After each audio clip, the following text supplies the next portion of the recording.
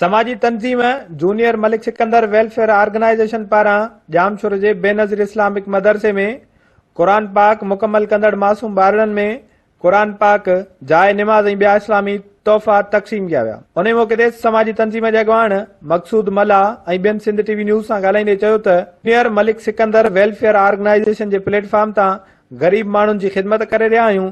Junior Malik Sikandar जो अज़म ई इंसानियत जी ख़िदमत करण आहे। मदरसे अंदर इस्लामी तोहफ़ा ॿारनि में तक़सीम करे ॿारनि में हौसला अफ़ज़ाई पैदा कई आहे। गिफ्ट ॾिना आहिनि जंहिंमें जाए निमाज़ कुरान शरीफ़ टोपी तस्बीह इस्काप ऐं ॿियूं शयूं ॾिनियूं वियूं आहिनि जीअं ॿारनि में हिकिड़ो जेको आहे हौसलो थिए जज़्बो पैदा थिए। या दीनी किताब आहिनि इहे सभिनी हाफ़िज़ क़ुरान खे ऐं जेके हिते इल्मु पढ़ाइनि था उन्हनि खे मलिक साहिब जी तरफ़ां ॾिना वञनि था। ख़ुशी जहिड़ी ॻाल्हि आहे ऐं असीं तमामु हिते सरख़ुरू आहियूं, ख़ुशि आहियूं। हिन वबा जी सूरत हाल में हिन माहौल खे अरेंज करणु अहिड़े तरीक़े सां इहा जस लहणे। कैमरामैन फिरोज़ बलोच सां गॾु मीर मुर्तज़ा नोआणी, सिंध टीवी न्यूज़, जामशोरो।